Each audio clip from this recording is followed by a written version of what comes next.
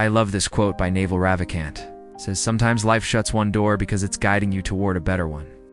What feels like a setback is often a setup for something greater." This is such a great mindset to have when things don't go your way. When you get rejected or you miss an opportunity, instead of feeling like a failure, you can reframe that and say, "Okay, the door's closed, but maybe there's a bigger door that's opening up for me somewhere else." I think it's also important to note that just because something feels like a setback doesn't mean it actually is a setback. It's only a setback if you choose to make it one.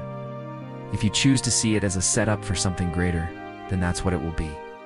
So the next time something doesn't go your way, ask yourself, am I making the best out of this situation? Am I growing from it? And am I moving forward? Because ultimately, that's what life is about. It's not about the setbacks. It's about how we choose to respond to them and how we choose to move forward.